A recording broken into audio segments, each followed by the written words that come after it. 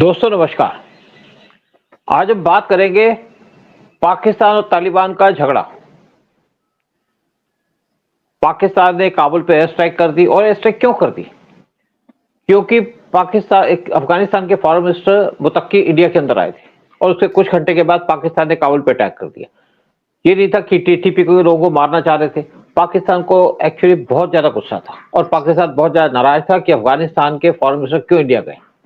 ये उनकी शायद पहली विजिट थी इंडिया के अंदर और ये बड़ी सिग्निफिकेंट विजिट थी। इससे पाकिस्तान धुआं-धुआं हो गया।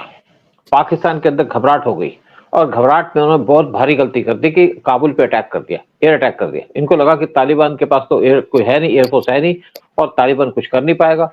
एक्चुअली ये जो गवर्नमेंट है तालिबान की पिछली गवर्नमेंट से बड़ी डिफरेंट है।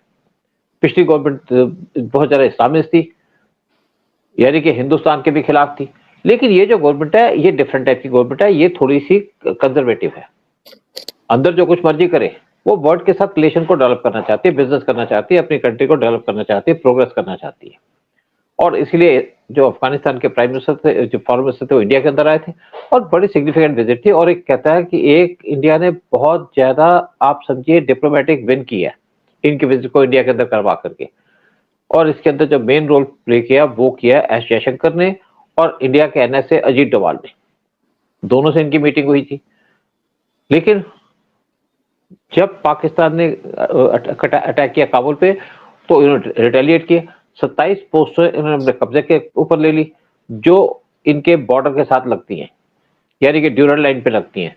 और ड्यूरल लाइन पे जो एरिया है वो एक्चुअली एक तरीके से गलत तरीके से बनाया गया था। यूएस ने ड्यूरल लाइन खींची थी, कुछ इनका पोर्शन इंडिया के अंदर उस मिलाकर के उस टाइम पे ब्रिटिश इंडिया के अंदर रूल करते थे और जो एरिया चला गया पाकिस्तान के बाद उसके 100 साल हो चुके हैं और ये मतलब जो एग्रीमेंट था खत्म हो चुका है 100 साल के बाद। और तालिबान कहते हैं कि आप यहाँ से खाली कर दो। तो यहाँ पे बहुत डिस्प्यूट चल रहा है। टीटीपी रेगुलर अटैक कर रही थी पाकिस्तान की आर्मी के ऊपर और इससे पाकिस्तान घबराया हुआ था। 2025 में टीटीपी ने 900 के करीब पाकिस्तान की आर्मी के लोगों को मारा है और इससे पहले 2009 में इन्होंने पाकिस्तान के 1000 लोगों को मारा था। जब यहाँ पे अटैक हो गया तो पाकिस्तान को घबराहट हो गई। पाकिस्तान के आईएसआई के चीफ, पाकिस्तान के आर्मी के चीफ, पाकिस्तान के डिफेंस मिनिस्टर इन्होंने काबुल जाना चाहते हैं बातचीत करने के लिए। 3 बार रिक्वेस्ट भेजी और तीनों बार काबुल ने रिजेक्ट कर दी। फिर इन्होंने कतर को बीच में डाला और कतर को बीच में आकर के, क्योंकि तालिबान के लोग पहले कतर में रहा करते थे, तो कतर में बीच में इंटरवेन किया और यहाँ पे 48 घंटे का इन्होंने एक एग्रीमेंट कर लिया कि 48 घंटे तो कोई फायरिंग नहीं होगी। उससे पहले तालिबान ने पाकिस्तान के अंदर घुस करके चमन पोस्ट से घुस के इनके टैंक ले गए, इनके सोल्जर को मारा और इनकी भर्तियां भी टांग दी थी उन्होंने। तो इसी पे बात करने के लिए क्या पाकिस्तान और अफगानिस्तान की लड़ाई से पाकिस्तान को फायदा होगा, अफगानिस्तान को फायदा होगा और इंडिया को इसमें क्या फायदा मिलेगा? हमारे साथ उदय शंकर पानी जी बैठे हैं जिन्होंने अफगानिस्तान के अंदर भी बहुत सी फिल्में बनाई हैं, अफगानिस्तान के ऊपर फिल्में बनाई हैं और देखा जाए तो इनकी हर एक इंटरनेशनल इश्यूज के ऊपर इनकी बात है और इन्होंने बहुत से इंटरनेशनल लोगों से बात की है। फिल्म इंस्टीट्यूट के अंदर इनके बहुत से लिंक्स थे, चाहे आपके इजरायली हो, चाहे अफगानी हो, चाहे किसी और कंट्री के लोग हो। उदय शंकर पानी जी आप क्या कहेंगे जो इस टाइम पे अफगानिस्तान और पाकिस्तान का वार चल रहा है, क्या वार खत्म हो जाएगा? क्या पाकिस्तान को फायदा होगा? इंडिया को क्या फायदा होगा? अफगानिस्तान को क्या फायदा होगा? सर ये वॉर काफी जल्दी खत्म नहीं होने वाला, क्योंकि ये बहुत लंबा टाइम का गुस्सा अभी उभरा है अफगानियों का। पाकिस्तानियों ने बहुत बेशर्मी से उनको तंग किया बहुत बारी। इंडिया उनको एड भेजती थी, ये लोग जाने नहीं देते थे। भैया अगर आपके दोस्त हैं, अगर आपके इस्लामिक भाई हैं, वहां पर आपदा पड़ी हुई है, वहां आप जाने नहीं दे रहे, वहां पर हेल्प नहीं जाने दे रहे, एड नहीं जाने दे रहे, ये कौन सी दोस्ती है, ये कौन सी रिश्तेदारी है? और फिर पाकिस्तान को अभी एक बड़ी मिसअंडरस्टैंडिंग हो गई है कि शायद अमेरिका से हमारी दोस्ती हो गई है और फिर हमारे पास एयरफोर्स है जो उनके पास नहीं है।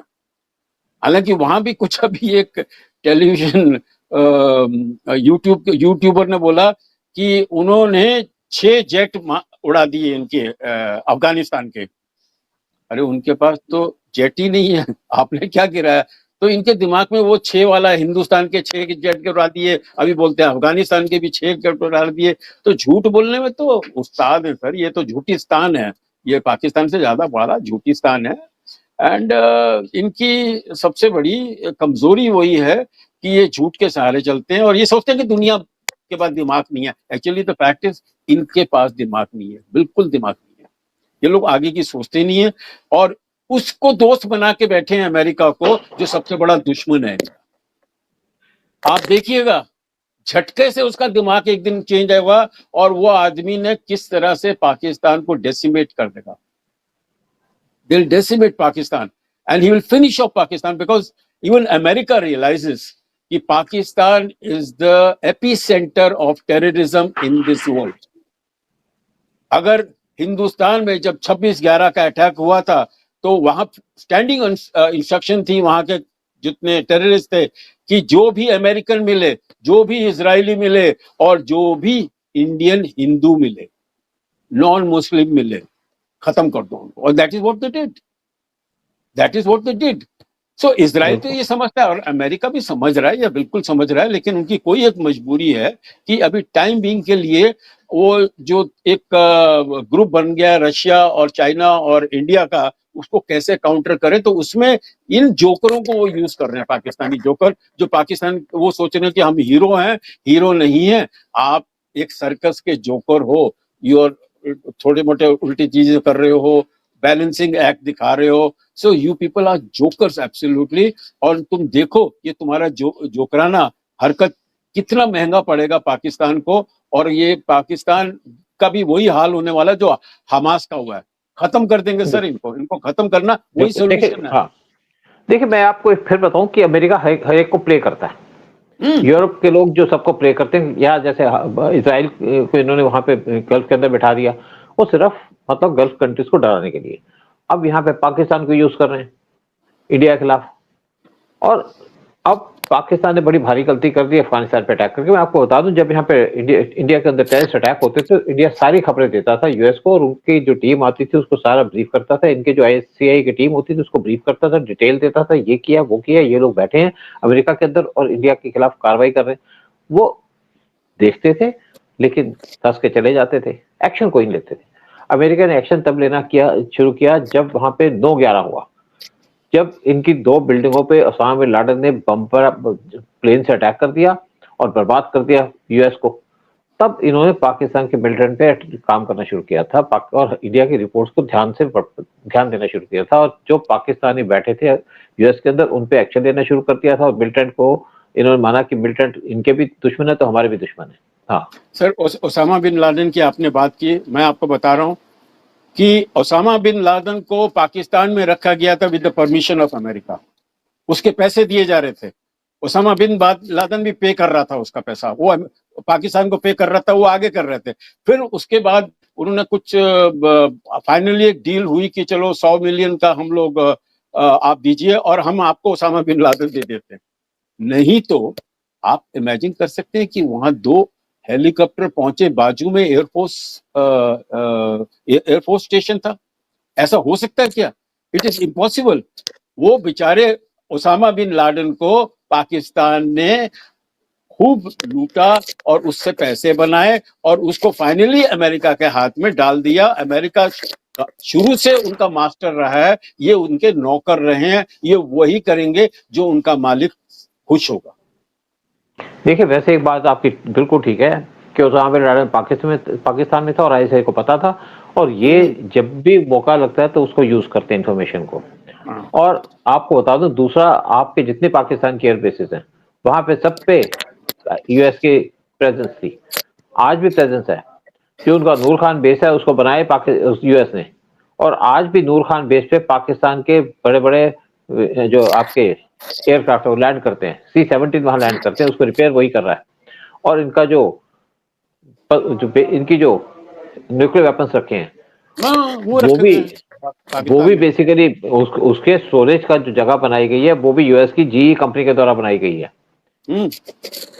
तो यूएस की डबल गेम है, आप ना उसको समझ पाएंगे ना मैं उसको समझ पाऊंगा कि इनकी एक्चुअली क्या गेम है। क्योंकि ये एक आप भी बीमार कंट्री है। यूएस एक कंट्री को यूज करता है दूसरे के खिलाफ, पाकिस्तान को यूज करते हैं इंडिया के खिलाफ, पाकिस्तान को यूज करते हैं अफगानिस्तान के खिलाफ, पाकिस्तान को इन्होंने रशिया के खिलाफ भी यूज किया, और पाकिस्तान को टेररिस्ट कंट्री बनाने के पीछे अमेरिका का हाथ है।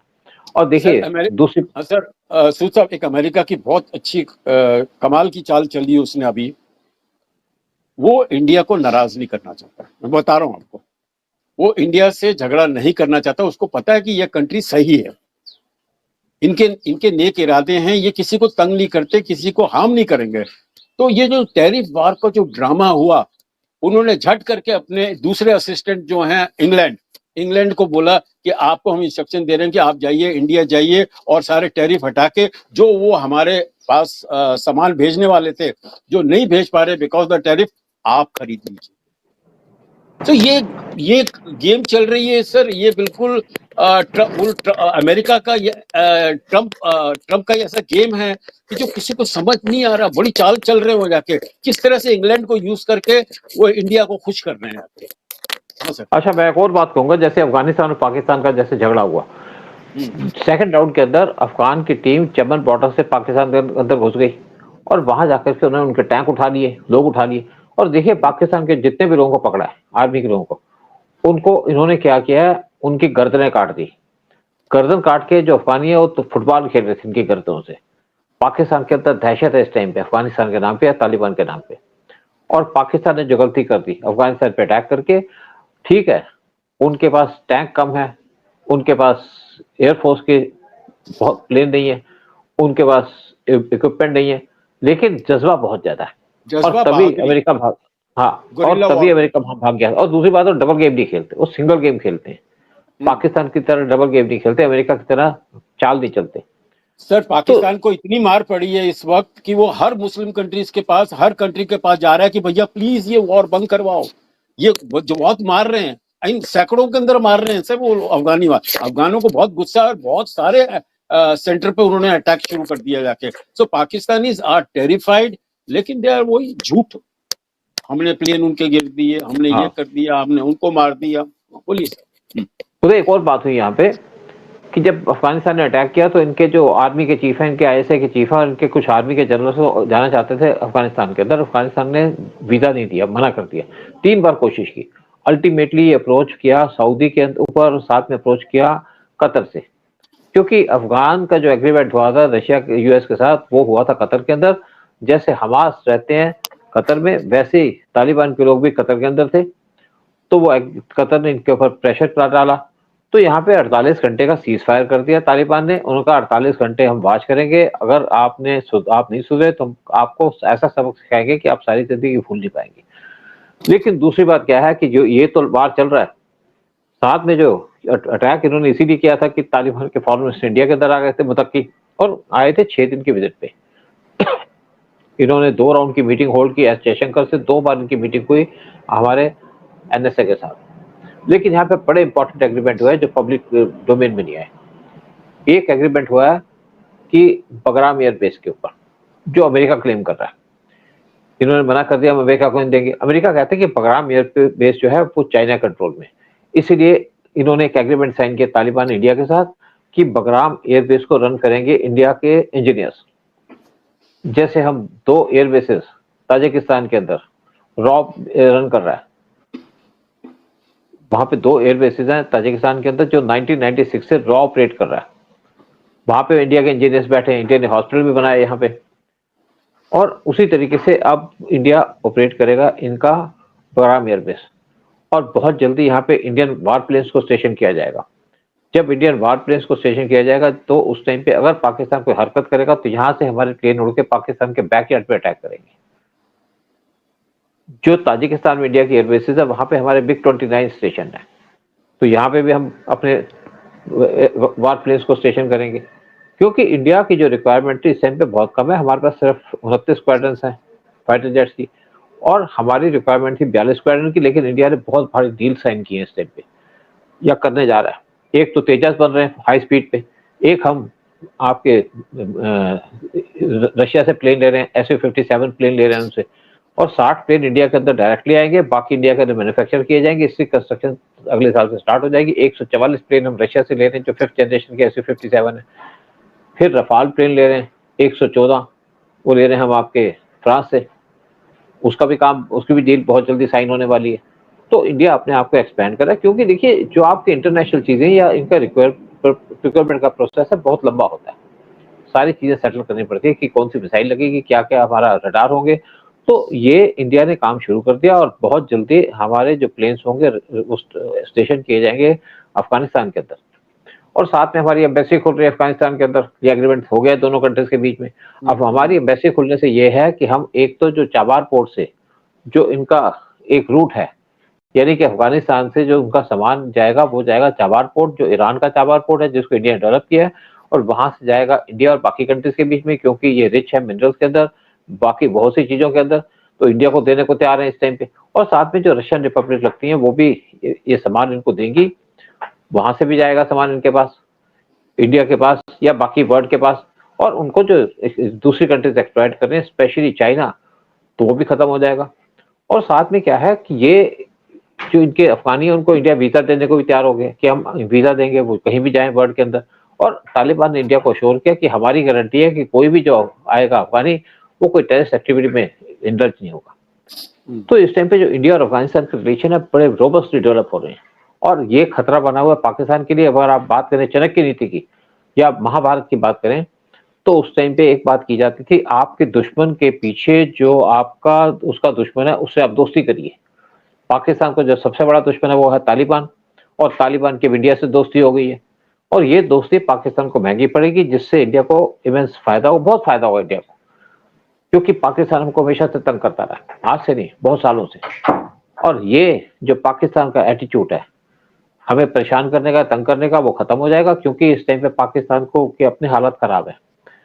पाकिस्तान के अंदर इतनी हरकत हो रखी है, एक तो आपका टीटीपी इनको अटैक कर रहा है अफगानिस्तान के अंदर, स्पेशली केपीके के अंदर, बलूचिस्तान दूसरी तरफ लगा हुआ है, तीसरी तरफ पीओके के अंदर डिस्टर्बेंस है, चौथा कराची के अंदर भी प्रॉब्लम चल रही है, पांचवा इनकी जो स्टेट है वो है इनकी पंजाब प्रोविंस, वहां पे टीएलपी इस टाइम पे पाकिस्तान से नाराज है, क्योंकि इन्होंने एग्रीमेंट के अंदर पार्टिसिपेट किया इसराइल और हमास के बीच में। तो पाकिस्तान चारों तरफ से अंदर से पूरा खोखला होता जा रहा है पाकिस्तान।